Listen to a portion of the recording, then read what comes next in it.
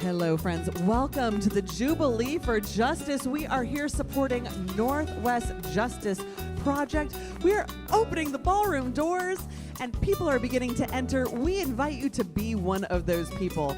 Come on into the ballroom, make your way to your table. The program will be starting in about 15 minutes. Do whatever you need to do to take care of your human body. If you need to grab something to drink, if you want to run to the restroom real quick. Again, we'll be starting the program in 15 minutes. Things to note. We do have Spanish interpretation available tonight. If you'd like to avail yourself of that, stop at the table in the back of the room and pick up a headset. Our Spanish interpreters are here for you. Buenas noches, estamos aquí los intérpretes de español. Si quieren escuchar el evento en español, pueden venir a la mesa de atrás y recoger un equipo. Gracias.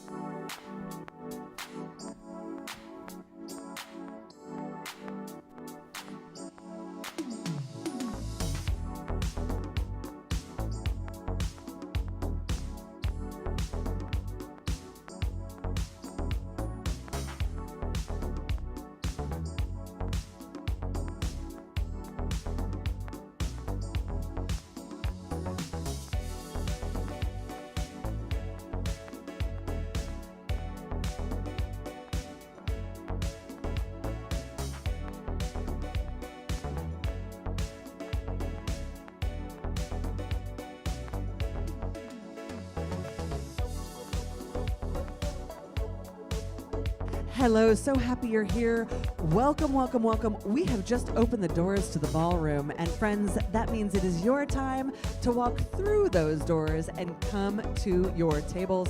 Our program will be starting in about 10 minutes. For anybody who wishes to make use of Spanish interpretation, we've got your back. We have Spanish interpreters located at the back of the room. Just stop by, say hi to them, and pick up a headset, and you will be good to go.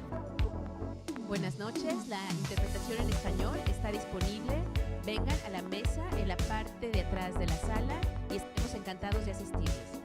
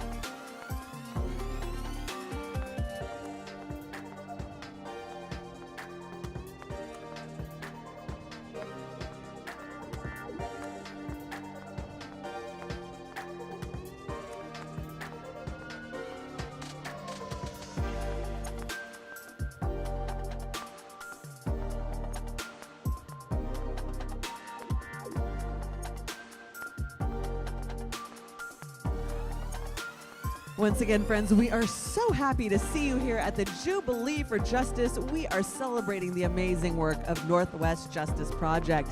We invite you, please, to make your way to the ballroom.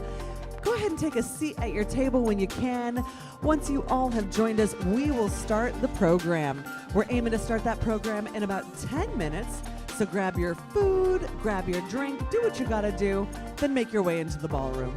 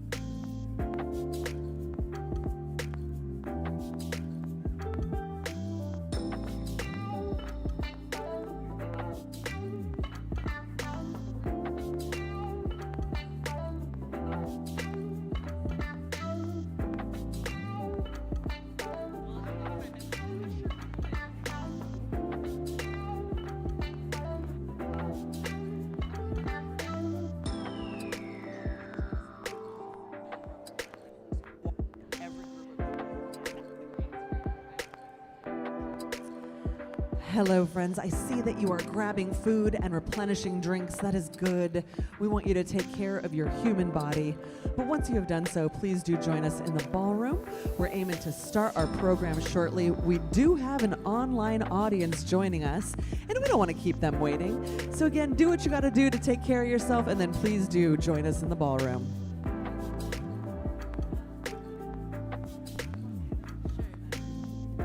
Buenas noches. Hay interpretación al español. Si desean escuchar el evento en español, por favor visítenos en la mesa de atrás. Gracias.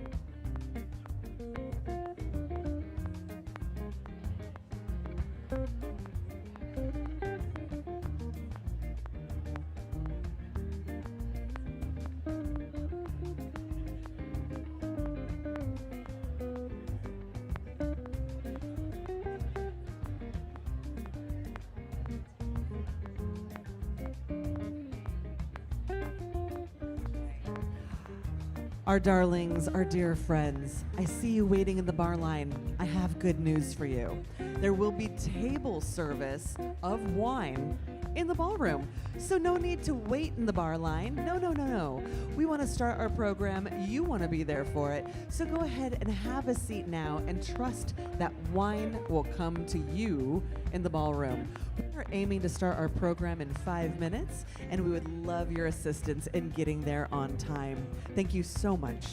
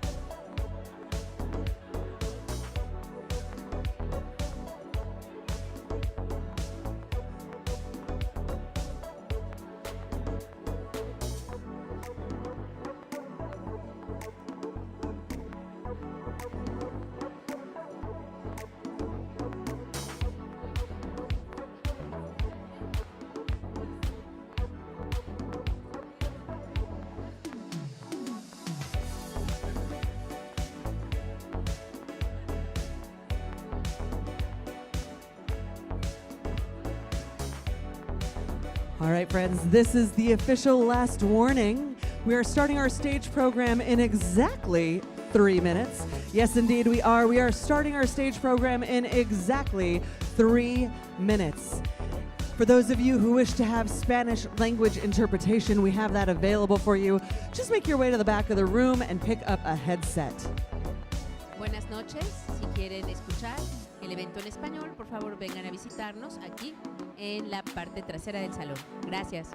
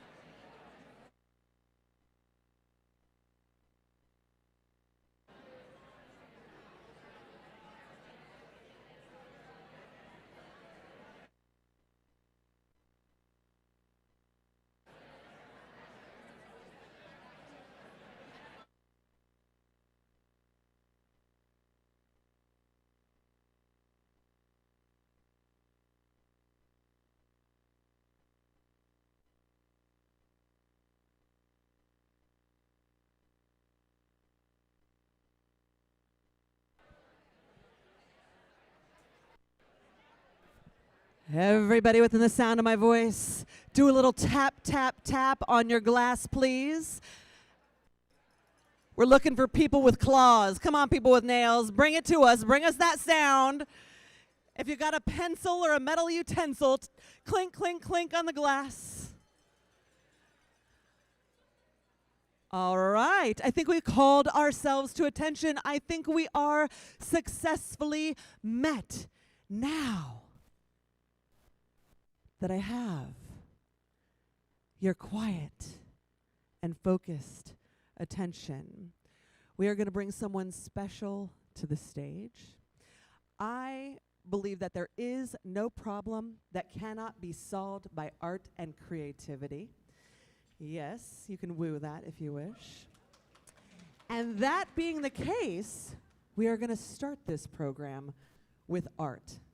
We are going to allow art to be our conscience, to be our mirror, to be our guide, and to set some inspiration for the evening. So now, with no further ado, I want you to give a very raucous and warm welcome to the spoken word artist who is going to grace us tonight. Make some noise for Aleyanna Grae. Hey, Aleyanna. How you feeling about that mic placement? You good? Let's see. Mic placement is amazing. I think you're good. Thank All right, you. take it away. Thank you so much. Hi, everyone. Welcome.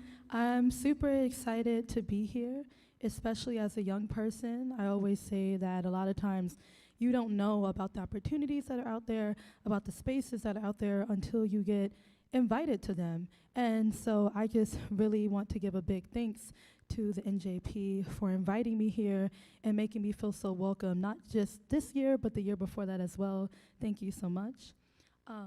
With that, I will get into my poem. Somewhere along the way, we forgot to breathe. Assumptions set our mind at ease. Fear led to a hateful disease, and efforts were made, but it didn't seem like nearly enough. At some point, we forgot to listen to our neighbors. We walked in their shoes, but forgot to pave a kinder way. We compared where we shouldn't, showed up in ways they wouldn't, took each other's stories for our own benefit while leaving the people behind. However well-meaning, we missed the mark. Intentions and actions sat uneven on the scale. We fell deeper into a well of performance, got addicted to the praise that comes with public goodwill. Somewhere along the way, we commodified common decency. With every infographic shared, we sat back feeling like we did enough. We bought the shirts, we posted our squares, we planted the signs in our backyard, yet somehow it didn't translate to seeing these hashtags as humans. Hashtags cannot cover humanity. Humanity cannot be reduced to a movement. Movement should be rooted in compassion, never guilt. Guilt makes saviors, and saviors create martyrs, exploiting lived experience, forcing voices to scream in the prettiest ways just to be seen. Where is their dignity? Where is their support? Why must they be beautiful in their suffering, beg for the tiniest of crumbs? Somewhere along the way, we forgot the nourishment is bountiful and everyone deserves a place to eat. That a mindset of scarcity leads to everyone's starvation, that abundance heals communities, makes the tired rest, and the pessimists see in shades of rose. We plant the seeds when we question our beliefs and leave room for growth. When we listen to understand instead of argue. When we find ways to make changes, even when we feel like we'll never find it. If you don't do anything, you'll never do enough. If you do too much, you'll run yourself ragged. We are all each other's shoulders to stand on. We are all the key to our own successes through actions big and small. Somewhere along the way, we can tilt the scales towards good. We can make our way towards great. We can pave the way for youth to be excellent. We can redefine excellence to prioritize self-care. We can show up for every single beautiful member of our communities. We can create communities out of shared joy and not just the shared burdens of struggle. Somewhere along the way, I hope, I think, we can make change. Thank you so much. A round of applause for Aleyanna Grae.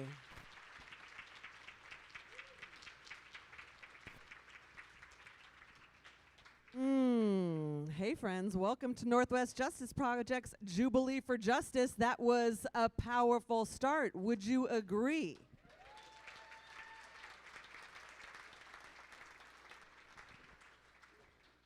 Aleyanna, thank you for asking us hard questions. Thank you for asking us to be critical of ourselves, right? Because it is important to be volunteers and donors of nonprofit organizations who are seeking the type of change that reflects our moral compass in the world. But if you are involved in social justice and you never feel uncomfortable, you're not doing it right. Social justice demands critical self-examination. It needs hard questions. So I'm so grateful for you as an artist giving us that mirror. Thank you. One more round of applause, please, for Aleyanna.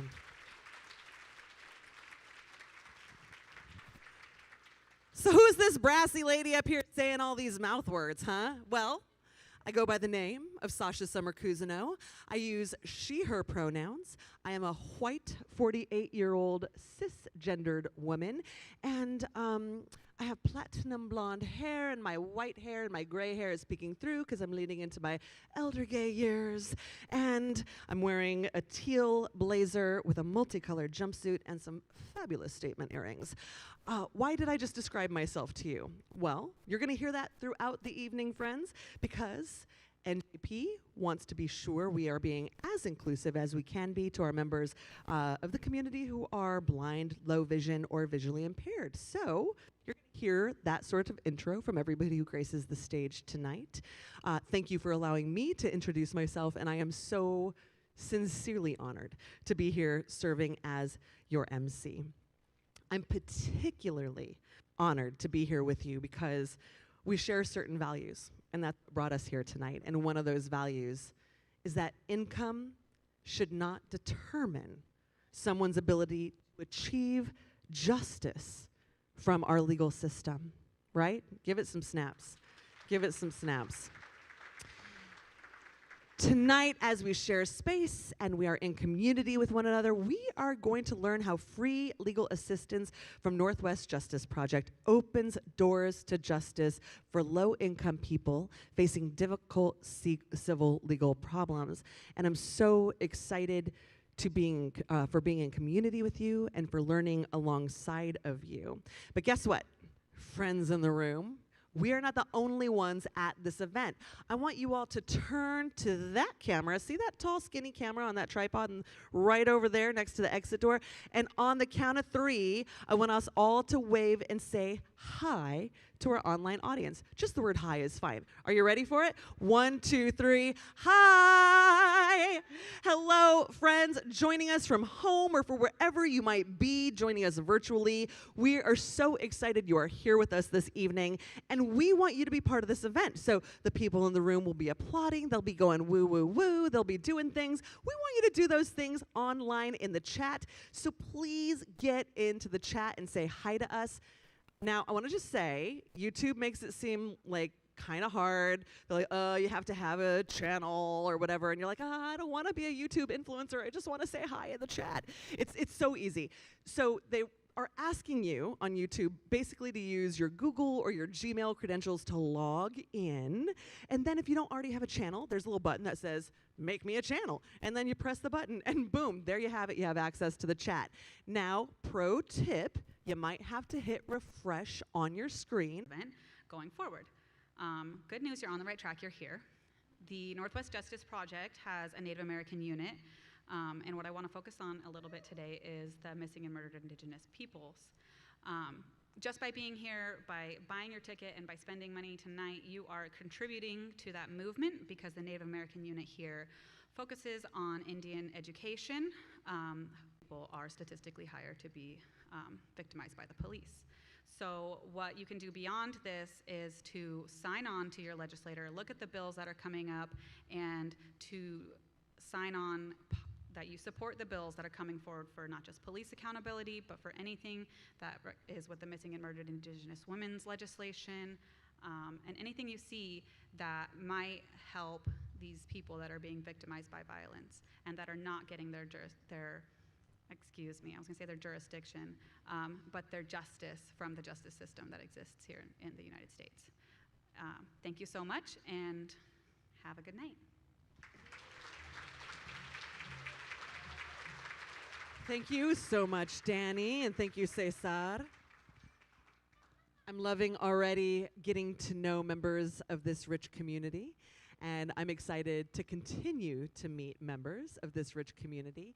Speaking of community, we all know that it takes a lot of people to make an event like this happen, right? We are so excited we get together and see each other, have some food, have a glass of something nice, right? And feel warm about committing to our values. But we could not do that without the support of many people, and some of those people include our sponsors. So if you wish to applaud for any of these sponsors, I invite you to do so.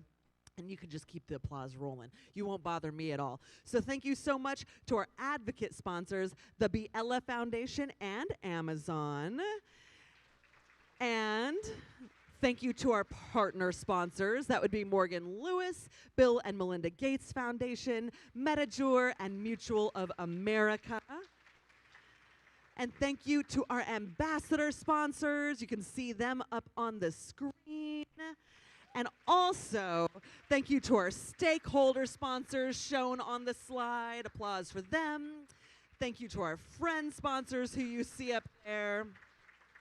And thank you to our supporter sponsors.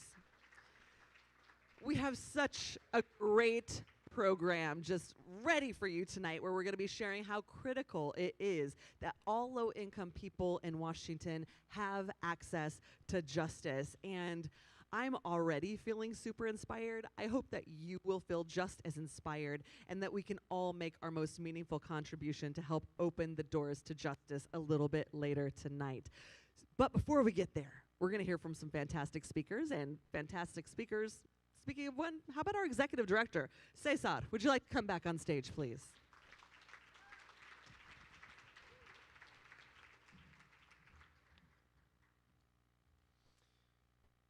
Thank you again, and thank you all so much for joining us here, and also for all of our friends and supporters online across the state. Your presence, your support is vital to NJP opening the doors to justice for thousands of low-income individuals, clients, their families each year, and to our mission of combating justice and protecting human dignity by delivering impactful, high-quality legal representation. I want to recognize and thank NJP's statewide board of directors for their support. We have some folks online, and also with those board members here in the room, please raise your hands.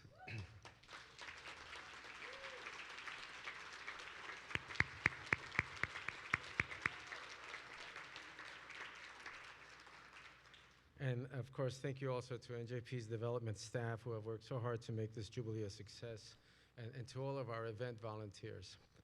Really appreciate you. A news item this past week was a powerful reminder for me of why NJP's work is so essential. The census reported that as the cost of food and housing spiked between 2021 and 22, the supplemental poverty measure increased by the largest one-year jump on record. Poverty among children more than doubled to more than 12%, with children of color experiencing poverty at twice that rate. The increase in poverty, and childhood poverty in particular, was the result of intentional policy decisions to eliminate effective poverty relief measures in place during the pandemic. Part of the story is that we're now back to 2019 poverty levels.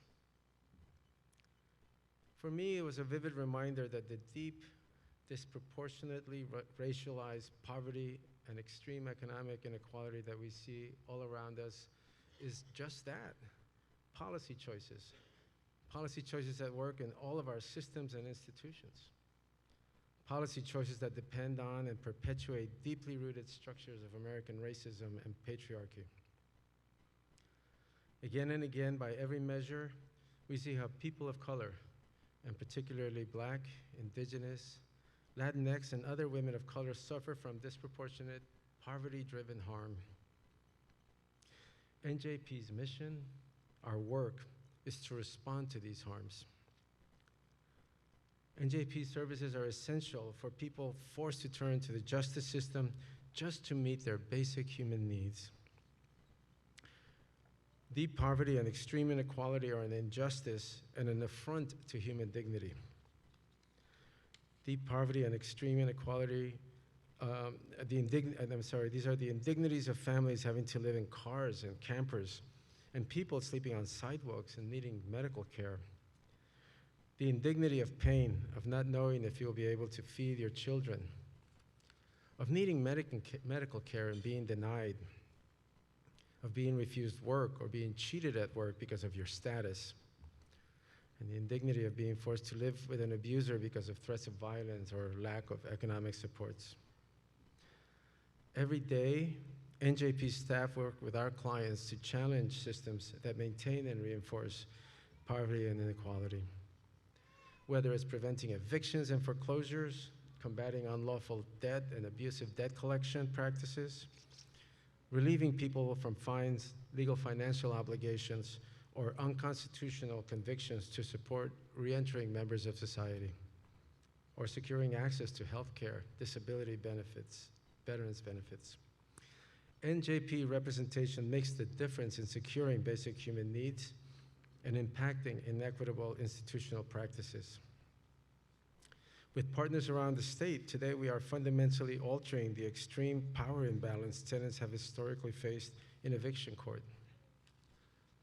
But NJP doesn't just provide impactful, life-changing relief in individual cases. NJP pursues coordinated, strategic appellate and other advocacy strategies to combat systemic institutional inequities, including in the justice system. NJP's expertise is also regularly called upon to assist legislators working to craft more just and equitable policies. We do all of this because we must. Our mission to combat injustice and protect human dignity means we fight the myriad institutional choices that cause harm and perpetuate deep racialized poverty. It is not acceptable that we just go back to 2019 poverty levels. Your presence here tonight, knowing that we have your support to do our work, is deeply inspiring to all of us at NJP. We thank this community and thank you for your commitment to creating a more just and equitable society. And thank you for your support.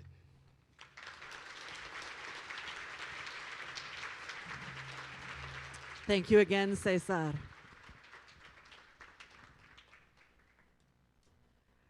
So I'm looking at the chat, and we have people who are joining us online who are responding, and they are so excited to see all of you here in the room. They're excited that you're supporting. They're excited for our sponsors. Yeah, thank you. Thank you, friends online, for talking to us. Please keep it coming. We want to hear from you. And actually, friends online, this is going to be a really good opportunity for you to participate in a way that is equitable to the people participating in the room. I want you to think about what César just said, and maybe think about what Aleyanna said earlier. And I ask you this question. This is the question I want you to think on and reflect on for a moment. How does legal aid open doors for people? But I want you to reflect on this in a participatory way. So I'm going to ask you right now, please take out your phones. I don't normally do this at events, but take out your mobile device. I mean it. If you want to, you don't have to. But I'd love to invite you to take out your mobile device right now. And then you're going to open up your web browser, slide reflect this. So .com, MENTI. You are going to enter this code. Joining us virtually, I'm going to look here in the chat and see if you're saying it here, or maybe you'll show it on the word cloud. Whatever floats your boat, I'll be looking. I'm going to reflect on the same question. And I think when we open doors to justice, so I heard somebody say this quote, not new, I didn't make this up, you've heard it before, if you're not at the table, you're on the menu. I think civil legal aid helps people sit down at the table in spaces where decisions are being made, critical decisions about their lives, in spaces where they can be given or denied access to their basic human rights. And maybe we're opening doors using civil legal aid to prevent evictions and foreclosures. Maybe we are relieving people of excess debt. Maybe when we open that door, we're helping somebody get out of a domestic violence situation. Or maybe we're helping them access benefits, SSI or other benefits that they were already entitled to, but for some reason or another just have had a hard time accessing. So did you all do your Menti? And I just want to see what reflection.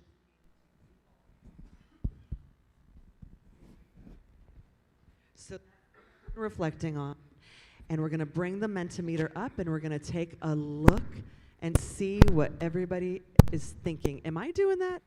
What's happening? My mic is playing rude tricks on me. But dun dun dun, dun, I have a superhero coming my way. I made that song up on the spot. Very inspired by current circumstances. Okay, all right. We're going to get that Mentimeter up. Thank you all for participating. Here it comes. I don't mind awkward silence. I can stand here and sing to you again. Nobody wants that, actually. You're like, please cut off the mic. Please cut off the mic. All right. You know what? Maybe we'll bring that Mentimeter up later. But if some of you reflected on removing barriers for victims of domestic violence, raise your hands. Okay. So that really landed with some people. If some of you were talking about access to benefits, raise your hands. Shout out those of you who feel brave enough to tell me if I didn't mention something. Shout something to me. Let me know what you talked about. Housing rights. Establishing parenting plans. Anybody else want to shout something out to me? Y'all shy. You're playing. All right. So let's see. People in the chat talking about our unhoused neighbors. So yeah, I mean, civil legal aid makes a real huge difference in the lives of people, our friends, neighbors, community members, our family members, our friends. So I don't have to talk about this because we have people in the audience who are much smarter than I am and much more experienced at this. And so we are going to bring somebody to the stage now who happens to be the assistant managing attorney of NJP's Bellingham office. Will you please give a warm welcome to Karen Phillips?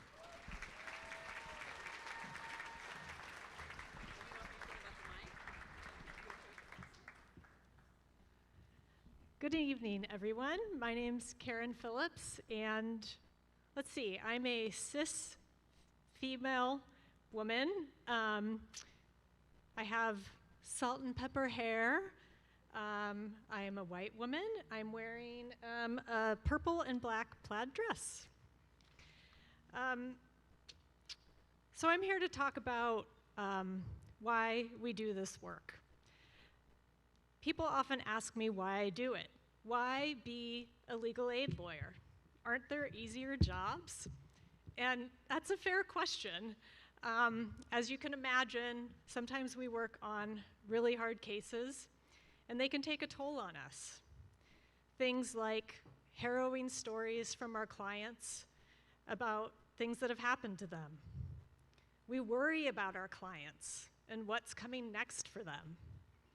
Just the daily exposure to stories of injustice from our systems. All the different ways in which our clients are challenged to overcome obstacles in the systems that weren't designed for them, or may have been specifically designed against them. So my family and friends see how difficult the work is, and they ask me, how do you do this every day? And why? My answer is simple. As challenging as the work can be sometimes, it's also full of inspiration. And that inspiration comes from my clients. I think about how many obstacles they have to overcome just to make it into my office. And it takes courage to stand up and say that you deserve better when society is telling you the opposite. It takes courage to fight a system based on racist ideas. It takes courage to hold our systems accountable. I'm inspired every day by the bravery of my clients in pursuing justice despite all the odds against them. In pursuing justice, they are saying that they are worth it. And in pursuing justice for themselves, they also pursue justice for others. And so they're also saying that we are all worth it, because what happened to them should not happen to anyone else again. I do this work because I'm honored to help people use their voice, stand up for themselves, and open the doors of justice for others. In a minute, you're going to see a video about a woman who stood up to fight the system. Someone who the justice system failed entirely, but who would not give up. And I'm looking at you, Anita.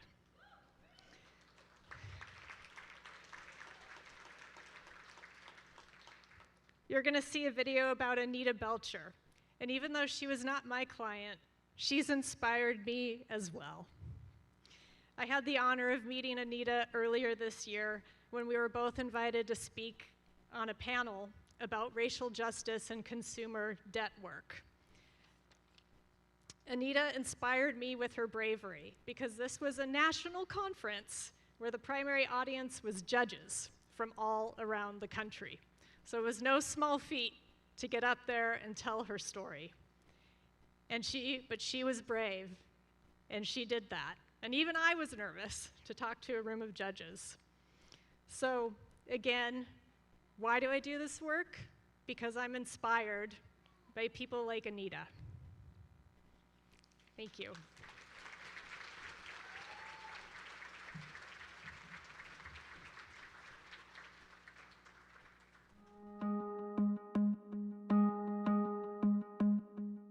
I got a letter stating that I was about to be garnished, and yes, my next check I was garnished. They took 25% of my earnings.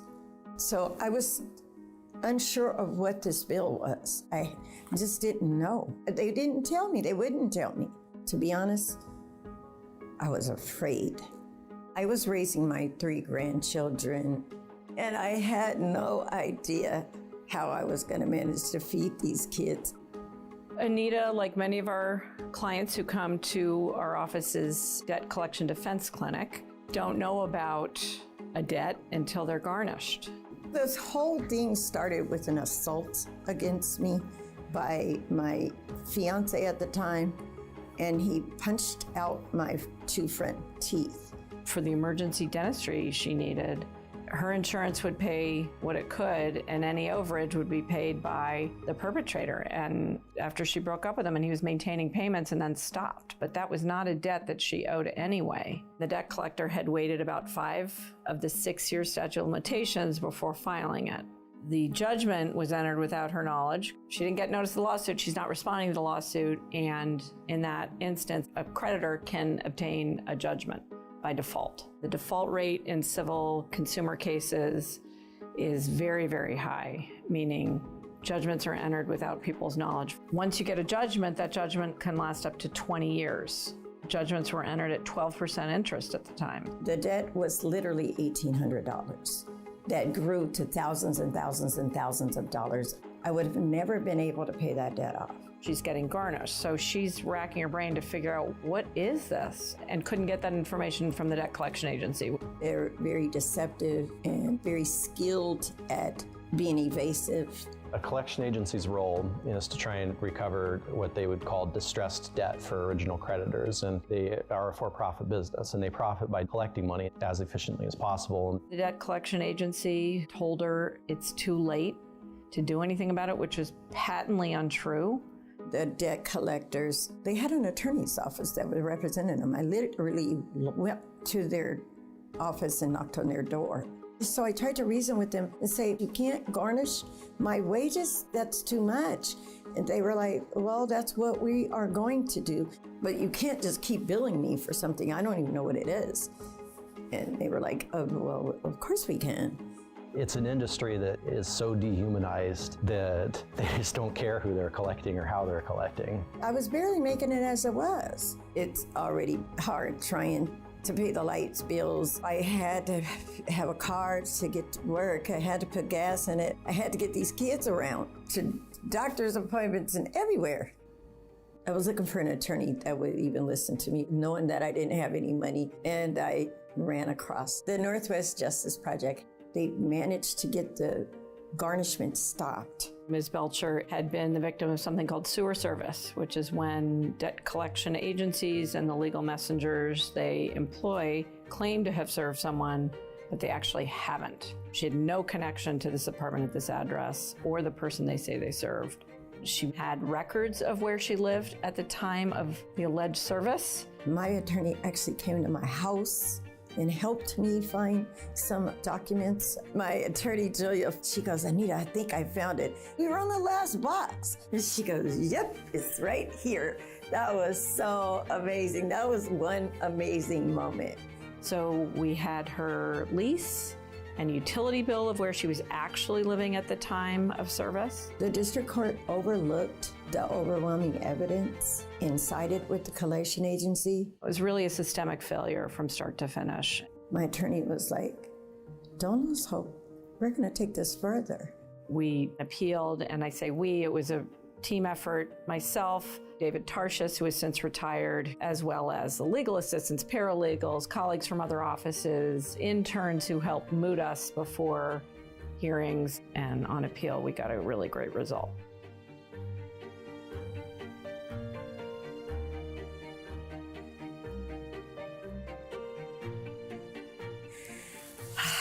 It was just amazing. And then it came out in my favor. And then I got a settlement bigger than I could even imagine. And I bought a house. I have 2 grandchildren still left with me, and we're good. The last time that we did a statistical survey of representation in the state of Washington, it was under 4% of the people that had dealt with that collection lawsuits had obtained an attorney. So I think if NJP were out of the picture, we'd probably be looking at a sub 1% representation rate in the state of Washington. We know that debt and the stress of debt and the impact on credit, all of it hits our clients of color harder. I feel like it's our job to get in there and keep debt collectors accountable, educate the courts about practices we see, and fight for our clients' civil rights. I know there's thousands of people in my same situation. It's important for me to just share my story to help another family out of that. It still blows my mind that I was able to be represented by great attorneys and actually get a favorable outcome. It was amazing, truly amazing.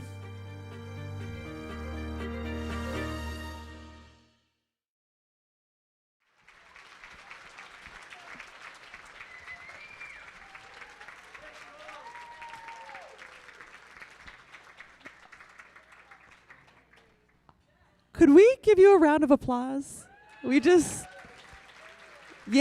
thank you. Thank you. Thank you.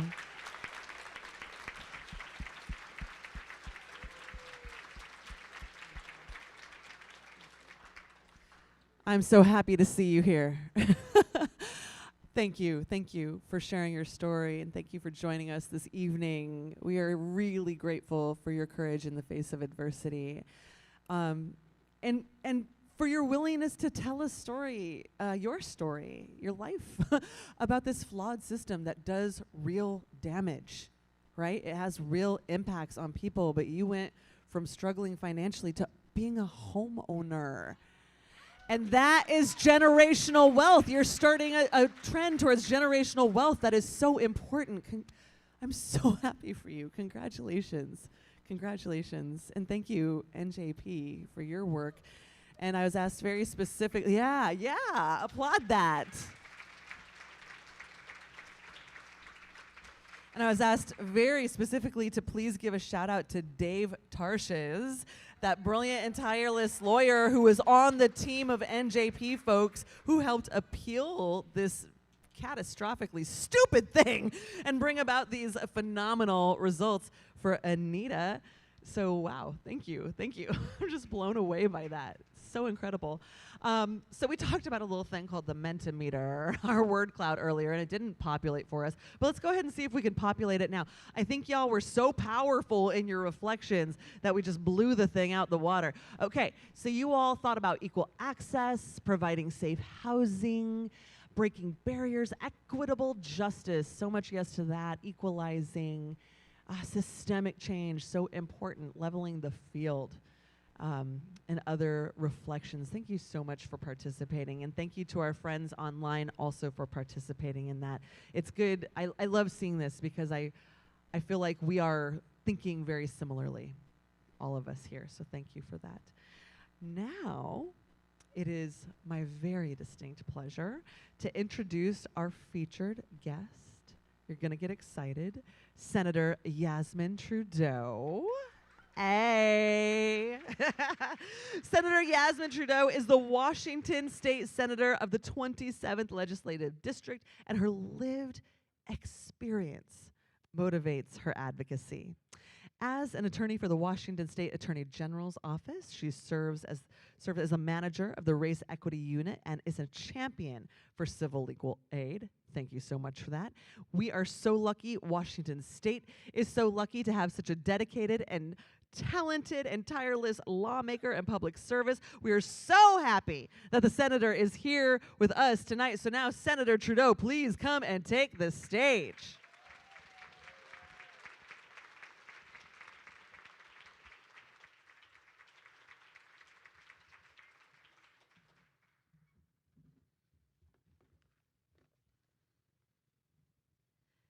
I had a plan to print out my remarks, and then I have a 4-year-old that likes to hide the printer cord and a 1-year-old that's going to make it impossible to ever find it again. So here we are with my backup. But I just want to take a moment. It's always really humbling to hear an introduction, but especially in front of people that you know and respect so much.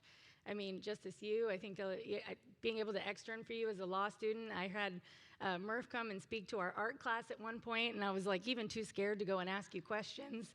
I get to work with Sahar Fathi at the AG's office and all the things, so I'm up here sort of sweating it out in real time.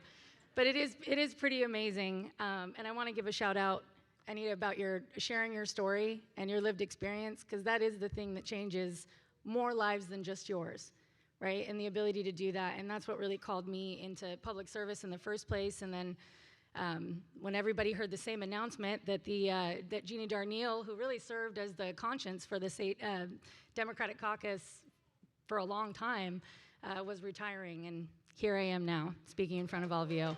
Wild, wild. But I also want to, actually, and Sahar noted, I have it right here about the description. I want to make sure that I did that. I am actually very short.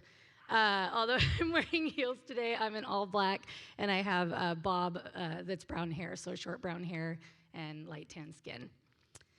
So I just want to start with some gratitude, and thank you all for being here tonight. Speaking of being short, let me try it. Okay, maybe we won't do that, that's fine. I don't want to touch anything, you know, break it, you buy it. I just want to thank you all for being tonight to recognize and support the many ways that civil legal aid is critical to achieving true justice in an unjust system. And I wanted to say, you know, it's wonderful to be here. I've only spent 2 sessions doing work, at least as an elected official, so I feel like the accolades were maybe a little bit preemptive, but I'll try to live up to them. But I was appointed in 2022, and then I was elected last year, and I say that because I also gave birth to my beautiful little choice, and I would not recommend, although I'm very proud of both achievements, don't do them together if you have. It wasn't planned. But we have a lot of work to do. Little choice, we love it, right? Choices for everyone, always. Right? But I'm here today because of the work that NJP, Northwest Justice Project, does to ensure that justice for so many in our community, that our system ignores, shuts out, or flat out fails. NJP believes in equal justice, and more importantly than that, you believe in equitable justice. Justice prioritized for those who too often need it the most. And I want to start off by just grounding us in a quote. You may know this woman. You may know her from her legal profession. I like to call her a baddie lawyer and judge that I'll look up to for years to come, and that's Ruth Bader Ginsburg. Yeah.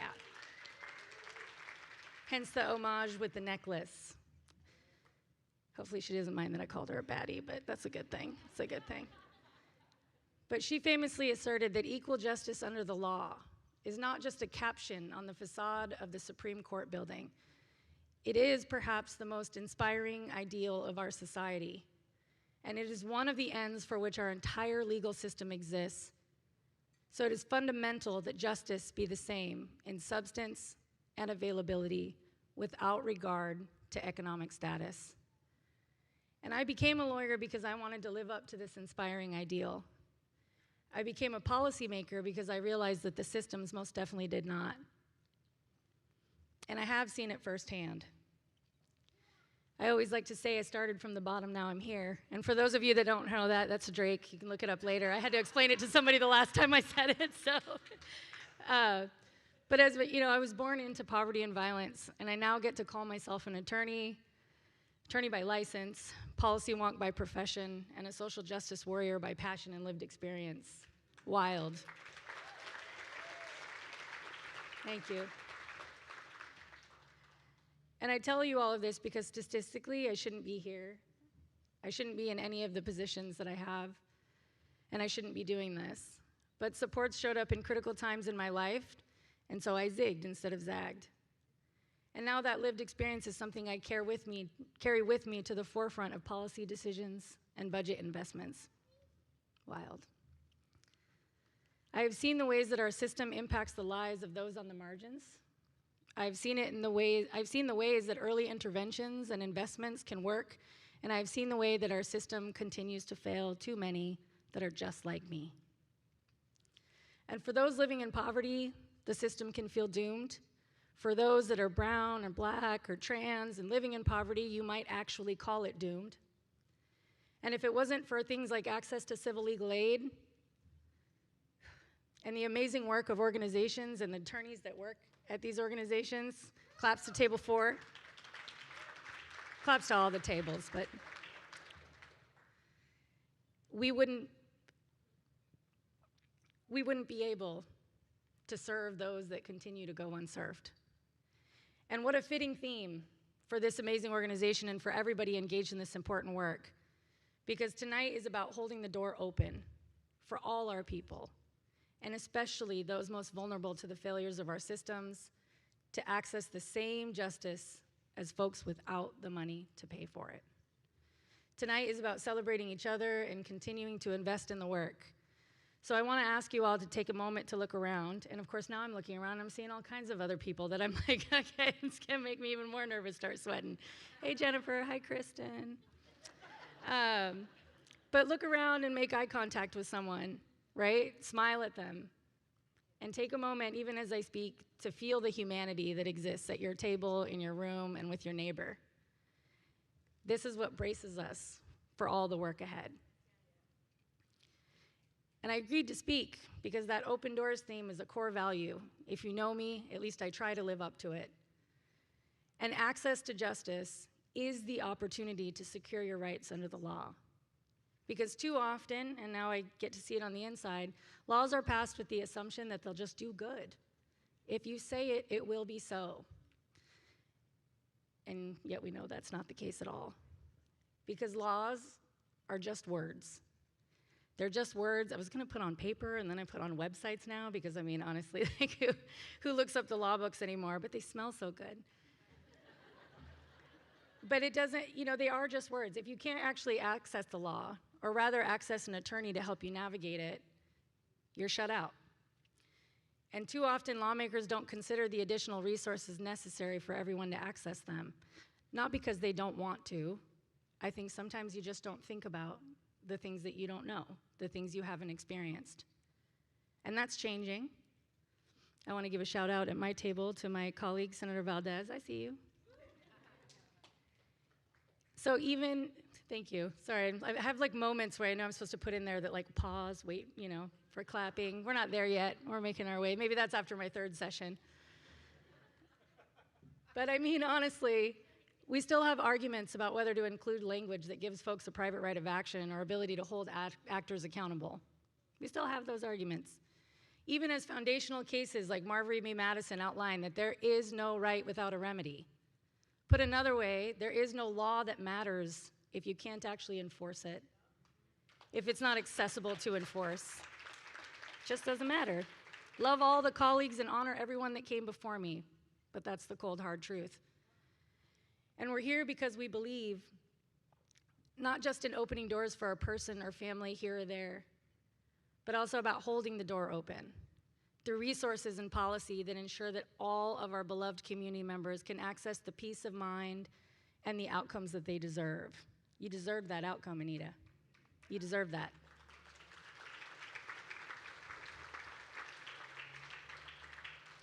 Because justice isn't the action, it's the result. Access is the action. Holding the door open is the action. And let's talk about liberty. In criminal law, there's a right to counsel, albeit in need of way more resources and significant improvement, okay? We don't have an opportunity to litigate all that, but just putting that in there. And yet, a liberty interest isn't just about staying out of jail. It's also seen, the word liberty, seen as synonymous to freedom, defined as freedom to live as you wish or go where you want, or according to Merriam-Webster, it's the quality or state of being free. And almost any and every interaction with our legal system can impact a person's liberty. If you're facing an eviction or foreclosure and you're being forced out of your home as a low-income individual, what are your options? What are you free to do? And when you don't have any options, how are you free at all? How can you be free to make a choice if the choices are taken from you? And after all, it says the right to life, liberty, and the pursuit of happiness, never intended to be contingent on socioeconomic status. They left that out, and so all the conservative textualists out there, there's no qualifiers on that. It isn't an amendment. It is intended to be foundational to offer to the people who live here. And yet here we are. Because until there's a recognition of the direct connection, I mean, I don't have to, this room recognizes it, so it's not at you. Until there's a recognition of the direct connection of the loss of liberty and the ability to access rights in the civil law context, we will continue to keep our most vulnerable farther and farther from justice. And every single person deserves legal support in navigating our system. Every single person deserves legal support to navigate our system. I mean, we all know that the law is complicated and the potential consequences are significant, sometimes even catastrophic. And we have gatekeepers of this knowledge. We're called lawyers. We study hard for years to be able to understand how to read statutes and look up case law. And how, even for those of us that do become attorneys, we seek colleague advice when things happen to us that we are not well-versed in an area of law that we don't practice. I get to phone a friend, right? That's my privilege. Because every area of the law is complex. We have statutes and precedent, again, that serve to shape the way that laws are understood, the way they're navigated, the way they're implemented, and we have successfully, but in my opinion wrongfully, ensured that every person needs that gatekeeper to make it make sense. I mean, real talk, I'm barred here in Washington, and none of you want me representing you in court or reviewing a contract. Like, it's a bad idea. But we expect that individuals with limited educational opportunities or limited language skills or that are simply overwhelmed by poverty and all that comes with it, they're supposed to attempt to navigate it alone. And this is why civil legal aid is not just necessary, but required for our system of justice. Thank you. You clap for that. I bolded it. And I'll just be honest, right? Because shit happens. Shit happens. Life happens to all of us. We all deserve the chance to adequately respond. What makes me so special? What makes you so special? If you can answer that, you're not so special. We'll talk later. But families lose housing because of unpredictable events that lead to evictions and foreclosures, like losing their jobs unfairly. People lose savings and fixed earnings due to predatory scams like low-cost legal services that are marketed to the same vulnerable folks that NJP steps up to serve. That they might be able to have an affordable alternative to solid and sound legal advice that could impact the rest of their life. People get screwed over by abusive partners who then capitalize on monetary insecurity from job losses and scams, and often it snowballs even faster and more furious when you're already struggling. Trauma and struggle compounds, and when that happens, we become hopeless. We retreat into ourselves, we medicate, and it becomes harder and harder to pull yourself out. Especially if you continue to be roped into complicated legal issues that seem like a hamster wheel of confusion and consistent disappointment. Especially when you show up in a room and everybody's lawyered up. And then others look in and they judge those situations. They judge the unhoused family without stopping to pause and realize that too many Washingtonians are one check away from losing their housing. That the person unhoused may have been working for years and lost that job unfairly and spiraled into a depression because they didn't have the support to get it back or to hold their employer accountable. And that the same person with limited resources that gets behind on their bills and doesn't have a landlord that's willing to work with them. Maybe that landlord has taken advantage of this financial insecurity and used it as an opportunity to get a new tenant, able and willing to pay double the rent. And if you are low income right now, we heard housing, shout out for housing. There are no housing options available for you to get away from predatory landlords. And if they choose to evict you, you don't have a right to an attorney. But NJP could be there. And thank you. Come on. I heard as an elected official, I get to talk as long as I want, right? So we're just gonna be up here for a while? Okay.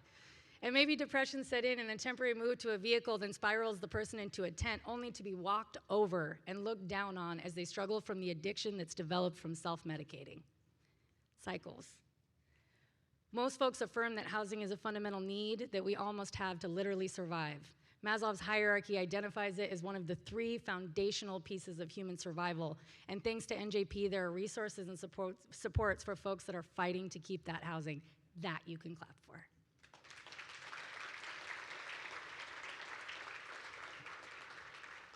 So what happens differently when civil legal aid and organizations like NJP step in?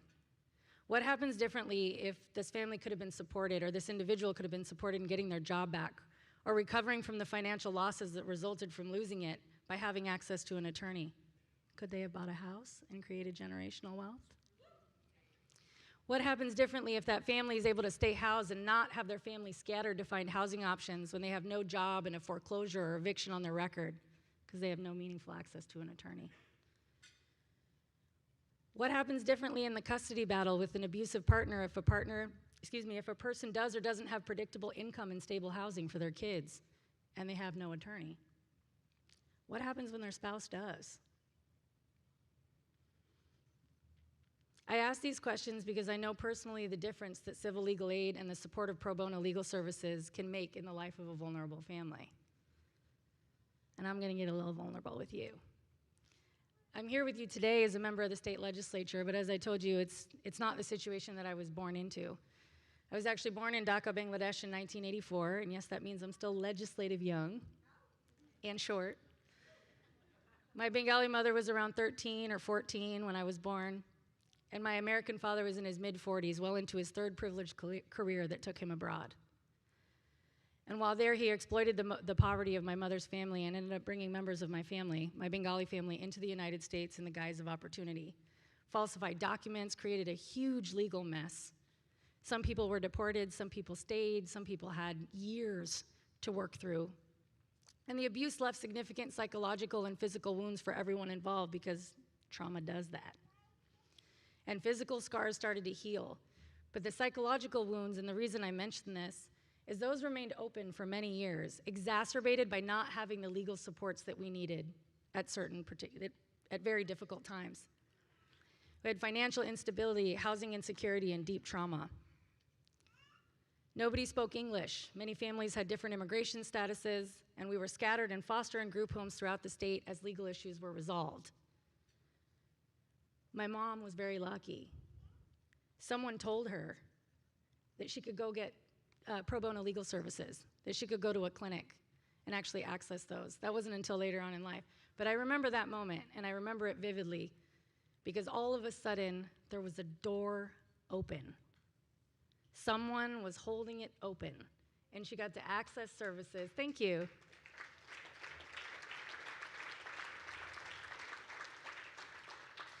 More than 10 years and over 2 decades since my family was freed.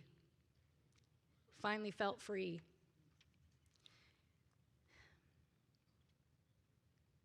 Now I'll talk just a moment, one more example about a family member, a close family member who's going through an incredibly difficult divorce. We'll call her M. Her soon-to-be ex-husband made numerous allegations that called out M's history of trauma to try and take custody of their child. And by this time, she was physically disabled from the trauma and barely living off disability benefits. She was broke, and he was working. He had an attorney, and she didn't. And motherhood is all that kept her going. And he managed to get law enforcement to physically remove her child from her home. And she fell into a deep depression. And then she also was able to access legal services, pro bono legal services, because she knew my mom. My mom held that door open. She had nothing to lose.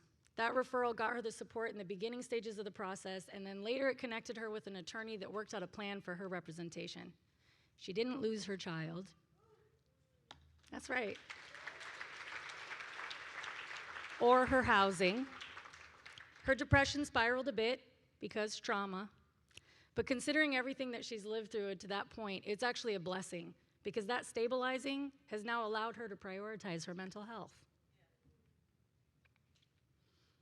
And I can confirm that she has many more ups than downs, because she had the opportunity to secure her rights under the law.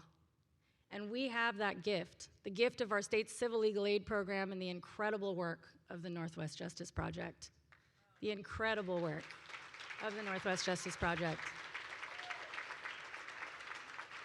which is what brings us all here together to help celebrate the work that provides that peace, that stability, that quality of life to low-income Washingtonians across the state. Your action today is access, and the outcomes become justice for low-income individuals that you serve. And I stand before you today incredibly honored to support this work in my current role, and I will continue to support the work in my role until they kick me out. But for real, you guys, I really want to just say thank you. Thank you for standing up to support family members like mine, ones whose names you might never know, and have benefited deeply and greatly from the service of the attorneys at NJP and others like it. To help stabilize the ground that shakes beneath too many of our folks when just one issue arises, to keep people's lives from spiraling out of control, to keep people housed, to keep families together. Civil legal aid holds the door open for justice, and your support here this evening does just that. Keeping it open allows the space to become a state senator, and thank you from the stage. A round of applause for Senator Trudeau.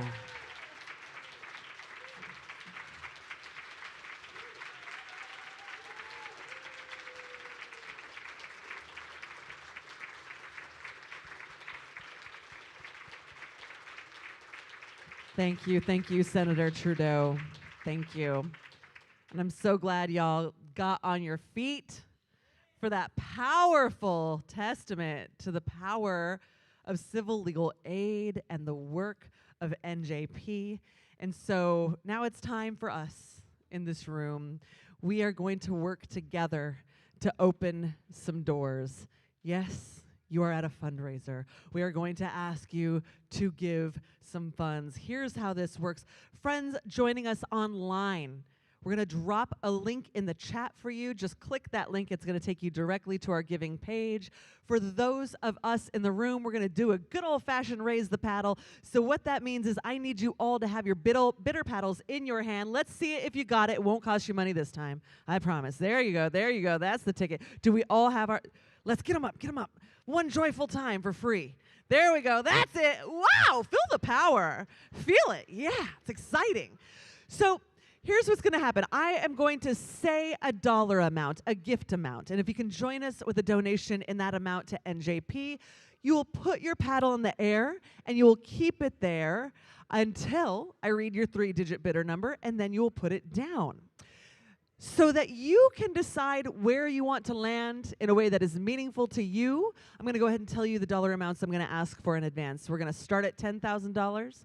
We'll go down to $25. Each gift opens doors. So we're going to do $10,000, $5,000, $2,500, $1,000, $500, $250, $150, and $25.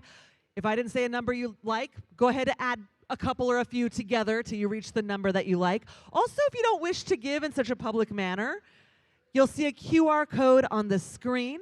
You'll be able to boop it and give anonymously, or you can do it the analog way, head on outside, grab a donation envelope from the registration table. So now, can I get a drum roll on the tables, please, as we start our giving? If you can join us now with a gift of $10,000, please let me see your bid paddle in the air. Starting up right there, 4, 2, 0. And in the back, 5, 7, 4. And anybody else joining us now with a gift of $10,000? That was a fabulous start. Know that each level is as important as the other. Each level opens doors. Your contribution is invited and respected. If you can join us now with a gift of $5,000, please let me see your bid paddles in the air. Anybody joining us with a gift of $5,000? You know what? That's okay. That's okay.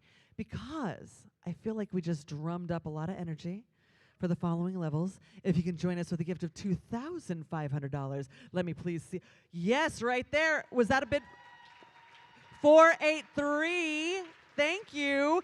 And right here, 589, 588, and 484. Yes. Gorgeous. Gorgeous. All right. So, César, I got you, but you can keep it up. I'll take it again. No? He's like, I'm an executive director of a nonprofit. Don't do that. Here's another exciting announcement. Our event planner came and whispered in my ear not too long ago that we received an anonymous $20,000 donation. No, this is not fundraising theater. It really just happened. And we're like, wow, what do they want us to do with it? And they said, we want you to engage as many people in this room as we can. So every gift under $1,000, from $1,000 down, I should say, is matched dollar for dollar by this donation. So that means we need to do our best work as a community. And when I say every gift is invited and respected, I mean it. $1,000 turns into $2,000, $25 turns into $50. All of those gifts matter. So let's do our best work. Let's see if we can maximize this matching opportunity. If you can join us now with a gift of $1,000, please let me see your bid paddles in the air. This is looking great. Right here, 490, 560, 435, 550 and 515. This quarter of the room is great. Hello, I see you. 432 and 607, 530 and 579. You all are rocking, and I see you. I won't leave you lonely. Hello, 485. Thank you so much. Amazing. Every one of those gifts just got doubled. We can keep the goodwill rolling, friends. We still have money left in that match. Who can join us now with a gift of $500? Let's see your bid paddles in the air. Let's see it right here. All right, beautiful. I'm going to start on this side. Hello, 421, 477, 510 and 609. You all are fantastic. Hello, 485. 461 603 and 513. Yes. And 578. Holla. Thank you so much. I see you 446. Did I miss somebody over there? Where is it? Right there, 421. Yes. And 539. 450 and 453. Thank all of you. And hello, 534. 448 and 470. Tremendous. Did I miss anybody wishing to give a $500 gift? Fabulous, fabulous, fabulous. You all are rocking. How about we move on to another impactful level, equally invited, equally respected. Can you join us now with a gift of $250? Oh wow, yes! Oh my gosh, beautiful. Hello, 568 and 507, thank you. Right here, 551 and 473, I like it. 555, 593, yes. 471, 499, hello. Right here in the front, 570, 590, 561, and 614. Woohoo, I like it. And if you're not raising a paddle, you're applauding, because this is tremendous. All these gifts are getting doubled. Right over there, I see you, 456, 406 and 525. And oh my goodness, so many people giving $250. Hello, 458 and 401. Where's the applause? 430, yes. 552, 447, and 422. I like it. And right here, 402, 403, and 558. Yes. Beautiful. Beautiful. Oh my gosh. Oh my gosh. Who feels like we should keep opening doors? Let's do it. Let's raise our paddles at the $100 level. Who is joining us?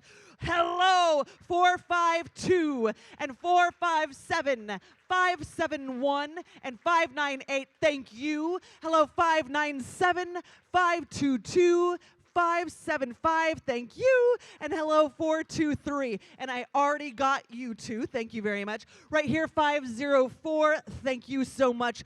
418. Yes, and a little higher, friend, a little higher. You're behind somebody's head. 546, 517. Yes. And right over here, 548 and 472. Thank you. 410, 610. Very good. Oh my gosh, look at this tremendous section. You are looking mighty. You are looking powerful. Here we come. 531, 424. The future of philanthropy right in front of our eyes. Thank you, donor. 567. Tremendous. All right, over here, 581, 449, 417, 521. Thank all of you, and thank you, 577, 563, and 616. Amazing. Y'all are just doing the most. I love it. I love it.